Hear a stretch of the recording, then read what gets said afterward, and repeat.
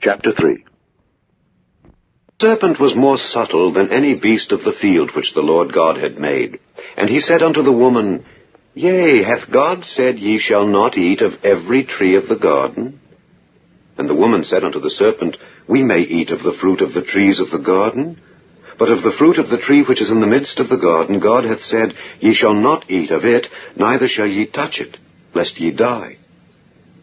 And the serpent said unto the woman, Ye shall not surely die. For God doth know that in the day ye eat thereof, then your eyes shall be opened, and ye shall be as gods, knowing good and evil.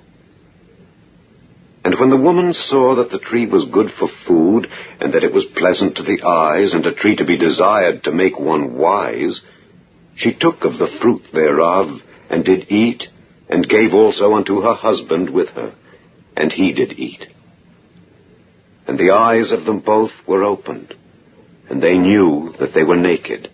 And they sewed fig leaves together, and made themselves aprons. And they heard the voice of the Lord God walking in the garden in the cool of the day. And Adam and his wife hid themselves from the presence of the Lord God amongst the trees of the garden. And the Lord God called unto Adam, and said unto him, Where art thou? And he said, I heard thy voice in the garden, and I was afraid because I was naked, and I hid myself. And he said, Who told thee that thou wast naked? Hast thou eaten of the tree whereof I commanded thee that thou shouldest not eat? And the man said, The woman whom thou gavest to be with me, she gave me of the tree, and I did eat. And the Lord God said unto the woman, What is this that thou hast done? And the woman said, The serpent beguiled me, and I did eat. And the Lord God said unto the serpent, Because thou hast done this, thou art cursed above all cattle, and above every beast of the field.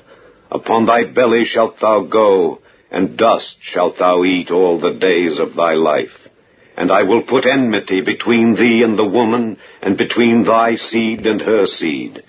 It shall bruise thy head, and thou shalt bruise his heel. Unto the woman he said, I will greatly multiply thy sorrow and thy conception. In sorrow thou shalt bring forth children, and thy desire shall be to thy husband, and he shall rule over thee. And unto Adam he said, Because thou hast hearkened unto the voice of thy wife, and hast eaten of the tree of which I commanded thee, saying, Thou shalt not eat of it, cursed is the ground for thy sake. In sorrow shalt thou eat of it all the days of thy life. Thorns also and thistles shall it bring forth to thee, and thou shalt eat the herb of the field. In the sweat of thy face shalt thou eat bread, till thou return unto the ground. For out of it wast thou taken.